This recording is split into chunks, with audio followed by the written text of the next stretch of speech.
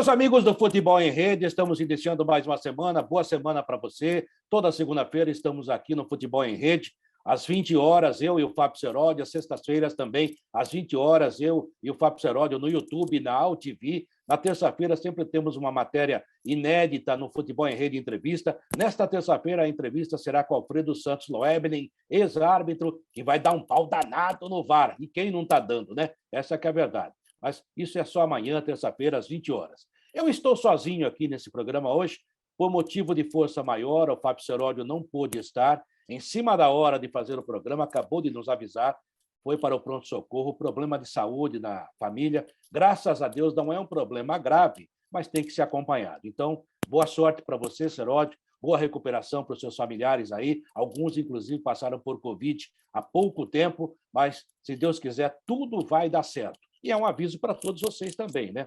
Eu, quando saio, ainda hoje uso máscara e muita gente me olha como se eu fosse um fantasma, né? Pô, você ainda está usando? Eu estou sim, sabe? Porque o vírus está por aí e morrem todos os dias, na média, 200 pessoas. Ou seja, de novo, é um avião que cai todo dia e parece que as pessoas estão banalizando. E agora está chegando a varíola do macaco, e a gente espera que o Ministério da Saúde seja mais ágil do que foi na época da pandemia, que ainda está por aí, como eu acabei de dizer. Mas isso à parte, desejando aqui felicidades e boa recuperação à família Seródio, família da esposa dele, e logo, logo, se Deus quiser, ele estará conosco. Amanhã ele estará comigo na entrevista com Alfredo Santos Loebnen, e na sexta-feira, é claro, ele estará por aqui. Também teremos lives nesse meio de semana envolvendo Copa Sul-Americana e Copa Libertadores. No fim de semana, é claro, o Campeonato Brasileiro. Aliás, hoje vai ser realmente um programa que a gente vai fazer para não deixar de fazer, porque esse espaço é muito importante para a gente e a gente conta com vocês também. Passe lá no YouTube, clique, se inscreva no nosso canal, dê uma ajudinha para os velhinhos para a gente continuar fazendo o que gosta, como gosta de dizer também o nosso Fábio Seródio. Bom, o Campeonato Brasileiro, né, gente?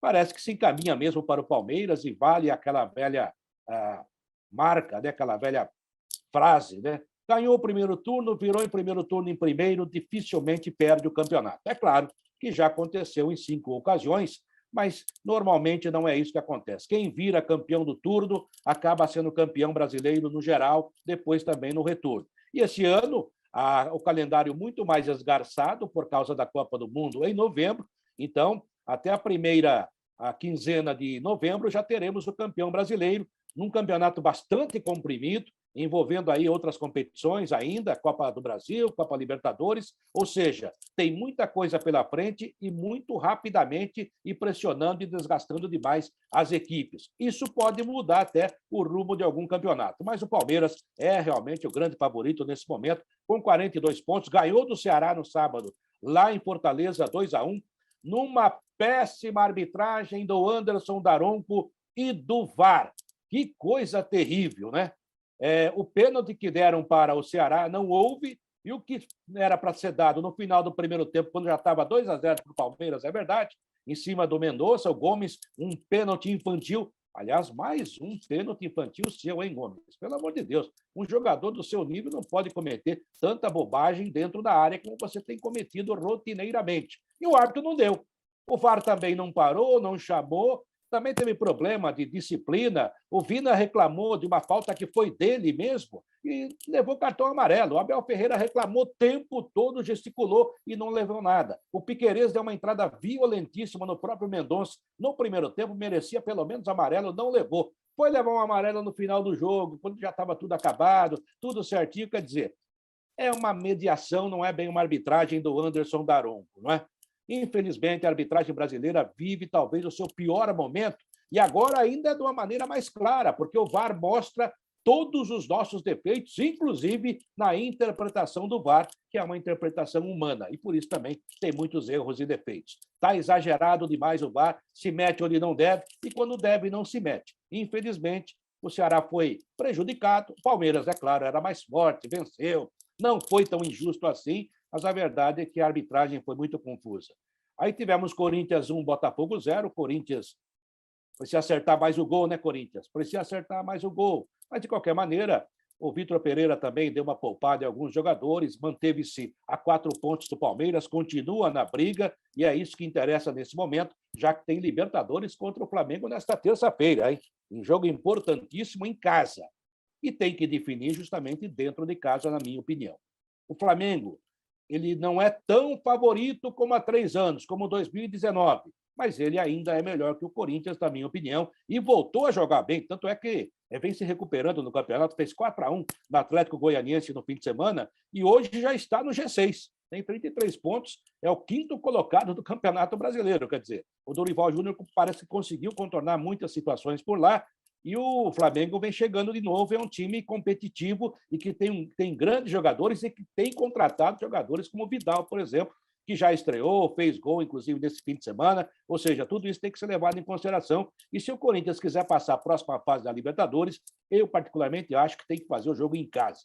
Tem que levar para o Rio de Janeiro um placar legal para daí administrar a situação e ver o que vai acontecer. Não é demérito nenhum ser eliminado Flamengo, Corinthians, Corinthians e Flamengo, são 2 equipes grandiosas, mas a verdade é que pesa, né? Uma eliminação vai pesar e depois ainda tem a volta contra o Atlético Goianiense pela Copa do Brasil, onde o Corinthians está perdendo por 2-0. Uma coisa pode influir na outra. Se passar pelo Flamengo, estará de cabeça erguida, vai para cima do Atlético Goianiense. Se não passar, já vai com a cabeça mais baixa e com o peso de ter que passar, senão fica só com o Campeonato Brasileiro. Então, essa situação tem que ser levada em consideração pelo Vitor Pereira também. Muita gente tem dito o seguinte, viu? Olha, o Corinthians do Vitor Pereira sabe se defender. Balela. Claro que sabe se defender. O Corinthians se defende bem desde Mano Menezes em 2008, depois com o Tite, depois novamente com o Mano. O Carille, então, nem se fala. O Tite 2012 e 2015, quando ganhou, inclusive em 2012, o Mundial, a Libertadores invicto, era um time mais equilibrado, mas que se defendia maravilhosamente bem.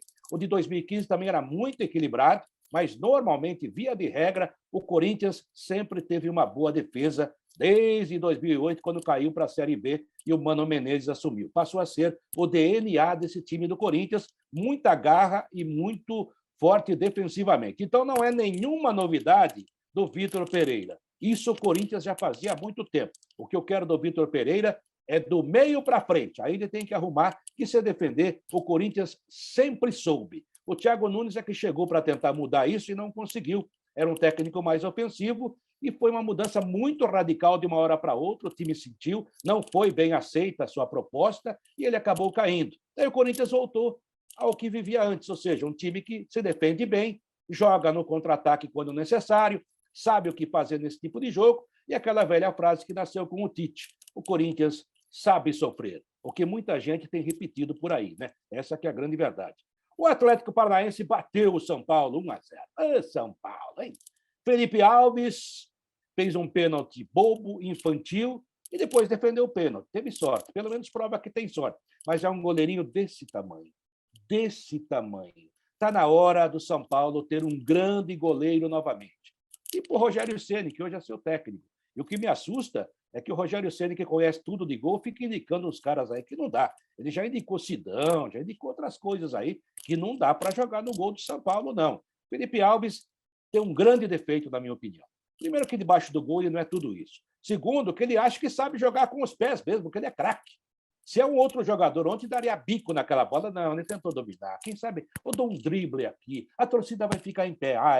Tomou o gol. Aliás, tomou o pênalti. Depois tomou o gol, na verdade, com o Vitor Bueno, em novo pênalti que aconteceu. Fiquei até com dó do Kleber Machado, viu? Estava transmitindo o jogo pela Globo. E acontece com todo mundo, né? Você às vezes elogia ou até critica o jogador e acontece o contrário. Eles começaram a elogiar lá na transmissão o Moreira, esse lateral, porque o cara tem 2 nacionalidades. Aí o moleque fez o pênalti e daí para frente não jogou mais nada. Queimaram o cara? É claro que não, né? Mas deu azar. Deu azar, o Moreira fez um pênalti que talvez pudesse ser evitado.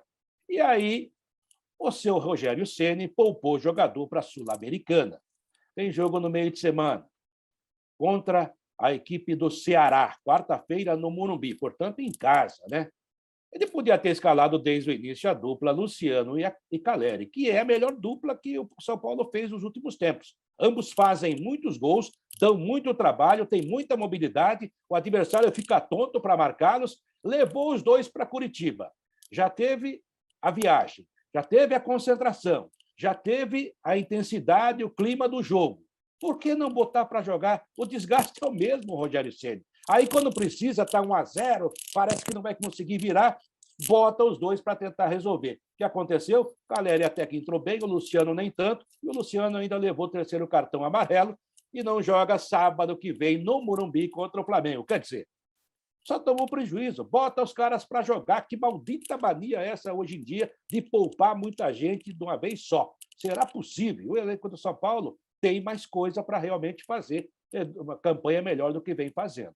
A campanha do São Paulo é bem abaixo daquele elenco que ele tem. Tem 26 pontos no campeonato, está atrás do Santos, que tem um time e um elenco pior, precisa se recuperar em São Paulo. E, como eu disse, Ceará na Copa Sul-Americana e depois o Flamengo, no sábado, no Morumbi. Sendo no Morumbi, é possível que o São Paulo faça algo melhor, ou pelo menos essa é a expectativa. Deixa eu ver aqui outros jogos que chamaram a atenção. O Santos, nesse momento, está jogando contra o Fluminense na Vila Belmiro, não estou acompanhando, é claro, estou falando com vocês, mas eu não sei quanto está o jogo, tá? Mas se me perguntarem, eu sou santista, quem é o favorito? O Fluminense é o favorito, mesmo jogando na Vila. O time do Santos, eu continuo dizendo, é o mais homogêneo do futebol brasileiro. Tem uma defesa ruim, meio-campo ruim e ataque ruim. É claro que nesse meio-campo, nessa defesa, nesse ataque, há até jogadores que jogam razoavelmente bem, tipo Marcos Leonardo, que é um bom centroavante com futuro, pelo menos. Mas, no geral, é tudo isso aí. E agora temos um técnico doido. Antes tinha um técnico ruim também. Mas tem goleiro. Tem o João Paulo e o João, que é reserva, até pretendido pelo São Paulo há poucos dias, é realmente um goleiro que pode ter muito futuro. Portanto, aí Palmeiras, dá uma passada no Campeonato Brasileiro, falando também do Corinthians, as primeiras posições, Palmeiras 42, Corinthians 38, Fluminense 34, Atlético Paranaense 34, que olha que campanha faz o Luiz Felipe Scolari, hein? Que outro dia foi muito criticado porque jogou na retranca contra o Flamengo. O que eles queriam? Deixar o Flamengo fazer gol? Ele fez o certo, na minha opinião. Flamengo 33, Internacional 33. O Internacional deu uma sapatada no Atlético Mineiro. Aí o Cuca falou assim, na coletiva, não, mas o Internacional atacou 3 vezes, 4 vezes no máximo e fez 3 gols. Aproveitamento fantástico, maravilhoso. É isso que a gente espera de um time de futebol. Quando aproveita, faz muitos gols mesmo. E não é do feitio do Mano Menezes ter um time que ganha de 3. Então, o Cuca deve estar com a orelha ardendo, né? Perder para um time do Mano Menezes de 3 deve realmente deixar o cara desnorteado e até falar besteira na coletiva, como falou. O Internacional só venceu porque fez 3 gols. Muito obrigado, Cuca. Se você não avisa... E eu achei até, eu não acompanhei diretamente o jogo do Atlético, acompanhei São Paulo e Atlético Paranaense, e era no mesmo horário, via os gols apenas, alguns lances, e achei que o Atlético tinha jogado com time reserva, poupando para o jogo contra o Palmeiras na Libertadores agora no meio de semana. Daí fui ver o time é um time completo, só o Zaratio que não jogou. Era o time principal do Atlético, que agora parece que tem problema. O Arana está contundido, não deve jogar contra o Palmeiras, vai fazer falta, e vejam vocês. Se fosse algum tempo atrás, eu diria que seria um jogo equilibradíssimo. Pelos últimos resultados e pelo futebol que o São Paulo, que o Atlético Mineiro vem apresentando, nesse momento, o Palmeiras é o grande favorito para passar. Já contra o Atlético do ano passado, o Atlético melhor, aquele Atlético campeão da Copa do Brasil, campeão brasileiro, o Palmeiras jogando de uma forma mais tipo Luiz Felipe Scolari, jogando por uma bola, foi criticado, inclusive, o Abel Ferreira em algum momento por aquilo, mas acabou passando pelo Atlético e bateu o campeão na Libertadores. Agora, eu acho que o Palmeiras tem condições de jogar até um pouquinho mais à frente, lá em Belo Horizonte, e assustar ainda mais o Galo, até porque o Palmeiras de hoje está mais entrosado, está mais confiante, tem uma história maior para defender, um currículo melhor. A única ausência, se houver realmente ausência, vai ser o Rony, que eu acho um jogador muito importante, embora seja um grosso de bola, mas ele preenche o esquema tático do Abel Ferreira de uma maneira, ele corre, ele luta, e se ele não jogar, joga o Flaco Lopes, que é mais fraco que o Rony, mas que me parece que também na frente do gol não se apavora tanto. Então, mais ou menos equilibra isso aí. Mas hoje, para mim, o Palmeiras é favorito para passar. É claro que a data hoje, pontualmente hoje, pelo que vem acontecendo nas competições em que Palmeiras e Atlético Mineiro estão envolvidos. Palmeiras parece estar num momento um pouco melhor nesta segunda-feira, né, Cuca? Vai ter trabalho. O Cuca reestreou ontem, conhece bem o Atlético, e o que se discute hoje no Atlético é porque o Hulk parou de jogar. Ele corre, corre, ele insiste, ele luta, ele bateu uma falta maravilhosa ontem, outro dia meteu a bola na trave, bateu uma falta na trave também, cava pênalti, reclama demais a arbitragem, acha que está todo mundo contra ele. Ai, porque eu sou fortinho, eles me batem. Não tem nada disso, né, Hulk? Às vezes até batem, mas, pelo amor de Deus, está na hora de jogar mais. Até outro dia era o jogador que todo mundo falava, tem que ir para a seleção. E um mês para cá, essa frase não está sendo usada, não. Mas, de qualquer maneira, são jogos legais que temos aí na Libertadores, na Sul-Americana, nesse meio de semana. Aliás, me permitam, como eu já disse no começo, estou só aqui nesse programa pela ausência, por problema de saúde na família do grande Fábio Seródio.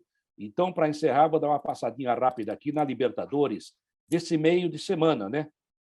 Amanhã o Corinthians joga, amanhã, terça-feira, dia 2, o jogo será 21h30 na Arena, aqui em São Paulo, Corinthians e Flamengo. O jogo da volta será dia 9, no Rio de Janeiro, no Maracanã, Flamengo e Corinthians. Amanhã ainda teremos Vélez e Tajeres, lá na Argentina. Teremos na quarta-feira, amanhã não, quarta-feira será Vélez e Tajeres. E o Palmeiras joga na quarta-feira em Belo Horizonte contra o Atlético Mineiro. O jogo da volta será dia 10, no Allianz Arena. E o Atlético Paranaense, que faz uma campanha maravilhosa com o Luiz Felipe Scolari, sonha alto, inclusive no Brasileiro, e por que não dizer também na Libertadores, vai enfrentar o Estudiantes de La Plata, time tradicional da Argentina, mas que há muito tempo também não ganha nada, né? E esse jogo será quinta-feira, às 21h30, na Arena da Baixada. O jogo da volta, dia 11, na casa do adversário. Ou seja, a exemplo do Corinthians, eu acho que o Atlético tem que fazer esse jogo valer para administrar ou para encaminhar uma possível classificação lá na Argentina. É possível classificar, sim, tem condições de se classificar o Atlético Paranaense, que ontem também, contra o São Paulo, achei que ia poupar muita gente e o Felipão deu uma de Jorge Jesus, hein? Não poupou ninguém, botou todo mundo para jogar. E, para finalizar, tem também as quartas de final, os jogos de ida da Copa Sul-Americana. Nesta terça-feira, Deportivo Táchira e Independiente, o jogo será em Táchira, será na Venezuela. O jogo da volta será dia 9. Quinta-feira tem Melgar e Internacional de Porto Alegre, toda a chance para o Internacional passar, mesmo o jogo sendo fora de casa. O jogo da volta será dia 11. Amanhã também tem Nacional do Uruguai, possivelmente com a estreia do Luís Soares contra o Atlético Goianiense às 19h15 no Parque Central, em Montevidéu. Esse jogo chama atenção pelo Luís Soares. O Luís Soares, para mim, é a melhor contratação feita pelo continente americano no futebol nessa janela. É um jogador extraordinário que tinha mais 1 ou 2 anos, pelo menos, na Europa, na minha opinião, e que chega realmente... Esse é um jogador que você não precisa nem discutir. Não precisa o técnico indicar. Se der para contratar, você tem que contratar. Até porque o próprio Atlético Goianiense, quando ele foi anunciado, falou, nossa, contra nós... Aí é difícil. Não foi bem isso que o Atlético escreveu nas suas redes sociais. Foi um F-O e daí você completa. Mas, realmente, vou falar para você, é soda. Nacional e Atlético, se estrear o Soares, o Nacional já é o grande favorito, passa a ser mais ainda. E o jogo da volta será dia 9, terça-feira da próxima semana, no Serra Dourada. No Serra Dourada, Atlético Goianiense e Nacional, jogo da volta. E o São Paulo, na Copa Sul-Americana, joga contra o Ceará, nesta quarta-feira, às 19h15, no Morumbi, e a volta será dia 10, lá no Castelão, em Fortaleza.